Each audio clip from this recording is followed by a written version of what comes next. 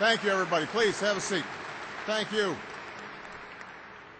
I want to thank Senator Bill Nelson and NASA Administrator Charlie Bolden for their extraordinary leadership. I want to recognize Dr. Buzz Aldrin as well, who's in the House.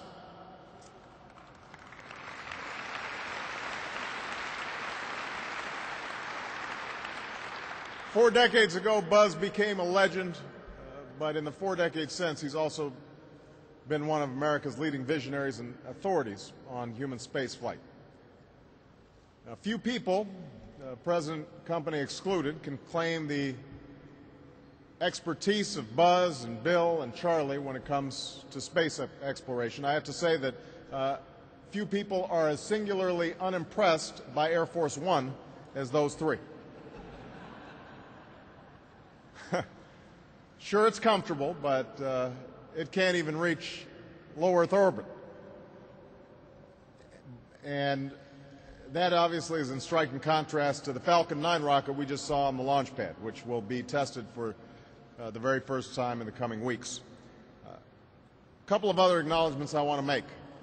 We've got Congresswoman Sheila Jackson Lee from Texas visiting us, a big supporter of the space program.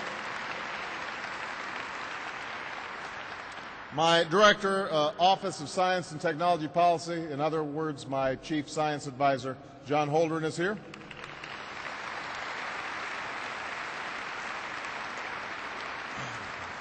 And most of all, I want to acknowledge your Congresswoman, Suzanne Cosmos, because every time I meet with her, including the flight down here, she reminds me of how important our NASA programs are and how important this facility is. And she is fighting for every single one of you and for her district and for the jobs in her district. And you should know that you've got a great champion in Congresswoman Cosmos. Please give her a big round of applause.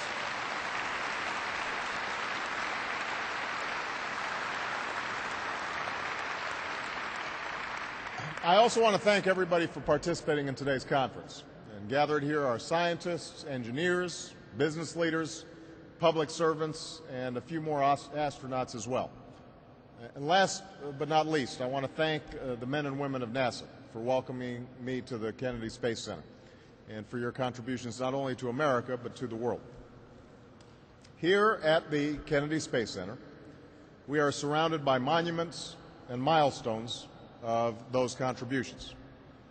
It was from here that NASA launched the missions of Mercury and Gemini and Apollo.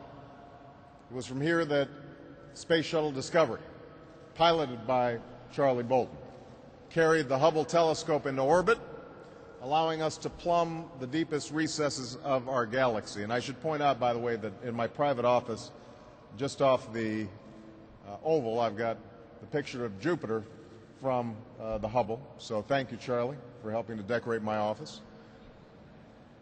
It was from here that men and women, propelled by sheer nerve and talent, set about pushing the boundaries of humanity's reach. That's the story of NASA. And it's a story that started a little more than half a century ago, far from the Space Coast in a remote and desolate region of what is now called Kazakhstan. Because it was from there that the Soviet Union launched Sputnik, the first artificial satellite to orbit the Earth, which was little more than a few pieces of metal with a transmitter and a battery strapped to the top of a missile. But the world was stunned. Americans were dumbfounded. The Soviets, it was perceived, had taken the lead in a race for which we were not yet fully prepared. But we caught up very quickly. President Eisenhower signed legislation to create NASA and to invest in science and math education from grade school to graduate school. In 1961, President Kennedy boldly declared before a joint session of Congress that the United States would send a man to the moon and return him safely to the Earth within a decade. And as a nation, we set about meeting that goal, reaping rewards that have, in the decades since, touched every facet of our lives. NASA was at the forefront. Many gave their careers to the effort, and some have given far more. In the years that have followed, the space race inspired a generation of scientists and innovators, including, I'm sure, many of you. It's contributed to immeasurable technological advances that have improved our health and well-being, from satellite navigation to water purification, from aerospace manufacturing to medical imaging. Although I have to say, during a meeting right before I came out on stage, somebody said, it's more than just Tang, and I had to point out I actually really like Tang. I thought that was very cool. And leading the world to space helped America achieve new heights of prosperity here on Earth, while demonstrating the power of a free and open society to harness the ingenuity of its people. And on a personal note, I have been part of that generation so inspired by the space program. 1961 was the year of my birth, the year that Kennedy made his announcement. Now, one of my earliest memories is sitting on my grandfather's shoulders, waving a flag as astronauts arrived in Hawaii. For me, the space program has always captured an essential part of what it means to be an American, reaching for new heights, stretching beyond what previously did not seem possible. And so, as president, I believe that space exploration is not a luxury, it's not an afterthought in America's quest for a brighter future. It is an essential part of that quest. So today I'd like to talk about the next chapter in this story. Now, the challenges facing our space program are different, and our imperatives for this program are different than in decades past. We're no longer racing against an adversary. We're no longer competing to achieve a singular goal like reaching the moon. In fact, what was once a global competition has long since become a global collaboration. But while the measure of our achievements has changed a great deal over the past 50 years, what we do or fail to do in seeking new frontiers is no less consequential for our future in space and here on Earth. So let me start by being extremely clear. I am 100% committed to the mission of NASA and its future. Because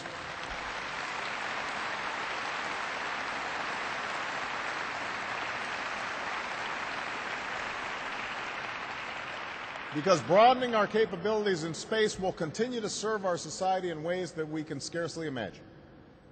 Because exploration will once more inspire wonder in a new generation, sparking passions and launching careers. And because ultimately, if we fail to press forward in the pursuit of discovery, we are ceding our future and we are ceding that essential element of the American character. Now, I know there have been a number of questions raised about my administration's plan for space exploration, especially in this part of Florida where so many rely on NASA as a source of income as well as a source of pride and community. And these questions come at a time of transition, as the space shuttle nears its scheduled retirement after almost 30 years of service. And understandably, this adds to the worries of folks concerned not only about their own futures, but about the future of the space program to which they've devoted their lives. But I also know that underlying these concerns is a deeper worry, one that precedes not only this plan, but this administration.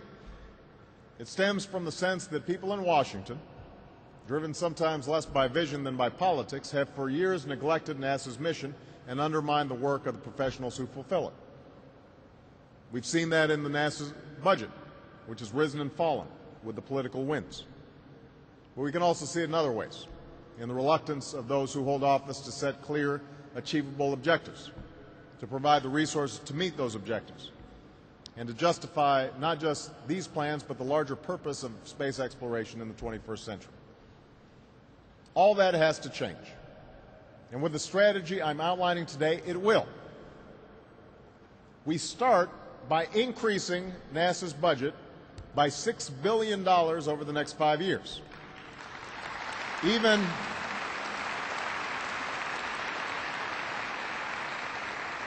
I want people to understand the context of this. This is happening even as we have instituted a freeze on discretionary spending and sought to make cuts elsewhere in the budget. So NASA